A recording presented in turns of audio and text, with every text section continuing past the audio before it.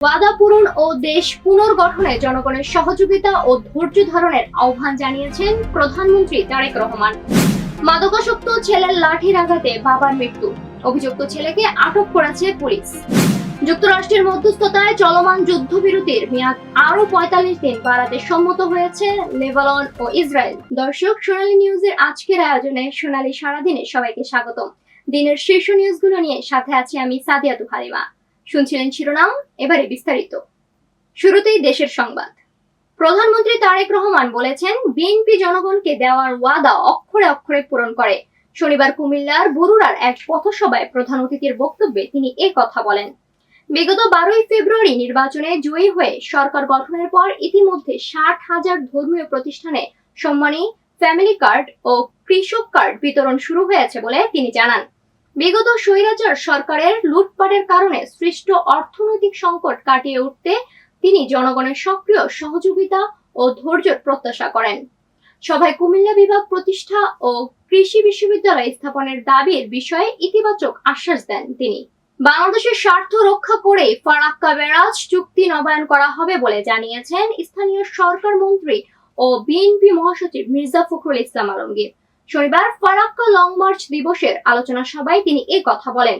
মির্জা ফখরুল জানান, কোনো চক্রান্ত সফল হবে না এবং চুক্তি নবায়নে ভারতকে এগিয়ে আসতে হবে। সবাই গয়েশ্বর চন্দ্র রায় বলেন, প্রতিবেশীর সঙ্গে ঝগড়ায় নয়, তবে বাংলাদেশ দাসত্বের শৃঙ্খলেও আটকে থাকবে না। বক্তারা পানির ন্যায্য হিস্য আদায়ে সবাইকে ঐক্যবদ্ধ হওয়ার আহ্বান জানান। চট্টগ্রামের মিশুরায়ের মাদকের জেরে ছেলে ইব্রাহিম হোসেন মিলনের লাঠির আঘাতে প্রাণ হারিয়েছেন আহমেদ ডিলার নামে এক বৃদ্ধ বাবা।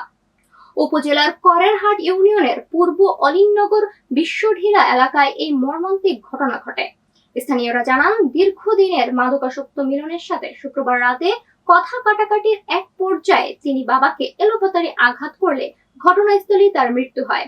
খবর পেয়ে জোরারগঞ্জ থানার পুলিশ মরদেহ উদ্ধার করে এবং অভিযুক্ত মিলনকে আটক করে। ঘটনা তদন্ত ও আইনি প্রক্রিয়া চলমান রয়েছে। সারা দেশে এক বৈচিত্র্যময় আবহাওয়ার পূর্বাভাস দিয়েছে আবহাওয়া অধিদপ্তর। শনিবার সকাল 9টার দিকে পরবর্তী 24 ঘন্টায় মাদারীপুর, চাঁদপুর, লক্ষ্মীপুর ও খুলনা বিভাগে মৃদু তাপপ্রবাহ অব্যাহত থাকবে। তবে এরই মাঝে ময়মনসিংহ ও সিলেট বিভাগে মাঝারি থেকে অতি ভারী বর্ষণের সম্ভাবনা রয়েছে। এছাড়া ঢাকা, চট্টগ্রাম ও রংপুর সহ দেশের বিভিন্ন অঞ্চলে দমকা হাওয়া ও বজ্র সহ বৃষ্টির পূর্বাভাস দেওয়া হয়েছে। গতকাল দেশের সর্বোচ্চ তাপমাত্রা ছিল যশোরে 37.4 ডিগ্রি সেলসিয়াস এবং সর্বোচ্চ বৃষ্টিপাত হয়েছে কুড়িগ্রামে 97 মিলিমিটার। এবার আন্তর্জাতিক সংবাদ। লেবানন ও ইসরায়েলের মধ্যে চলমান যুদ্ধবিরতির মেয়াদ আরো ৪৫ দিন বাড়াতে সম্মত হয়েছে দুই দেশ। ওয়াশিংটনে 2 দিনের ফলপ্রসূ আলোচনার পর মার্কিন পররাষ্ট্র দপ্তর এই ঘোষণা দেয়। গত 16 এপ্রিল শুরু হওয়া এই যুদ্ধবিরতির মেয়াদ আগামীকাল শেষ হওয়ার কথা ছিল।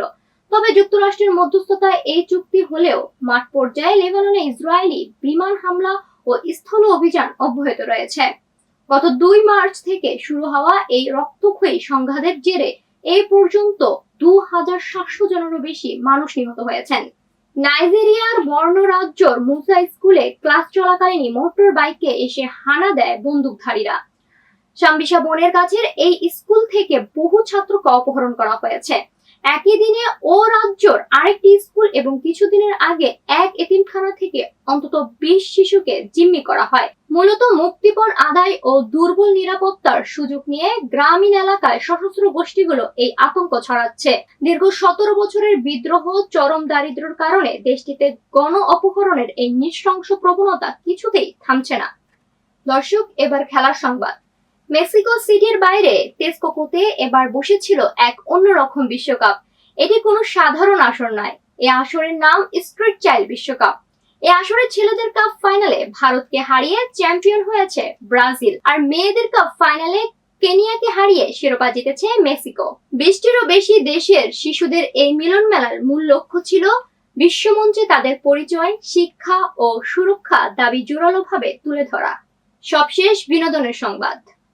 লিভারের জটিলতায় চিকিৎসাধীন অবস্থায় ভারতের চেন্নাইয়ে মারা গেছেন জনপ্রিয় কন্টেন্ট ক্রিয়েটর ও অভিনেত্রী কারিনা কাইসার। তার মৃত্যুর খবরটি নিশ্চিত করে সামাজিক যোগাযোগ মাধ্যমে আবেগঘন পোস্ট দিয়েছেন বাবা ও সাবেক জাতীয় ফুটবলার কাইসার হামিদ। তিনি জানান, আইনি ও প্রিজার্ভ সংক্রান্ত আনুষ্ঠানিকতা শেষ করতে দেরি হওয়ায় শনিবার কারিনার মরদেহ দেশে আনা সম্ভব হচ্ছে না।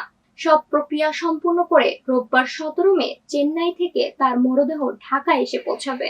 দর্শক, আজ এ পর্যন্তই। পরবর্তী সংবাদ দেখার আমন্ত্রণ রইল। সোনালী নিউজের সাথে থাকার জন্য ধন্যবাদ।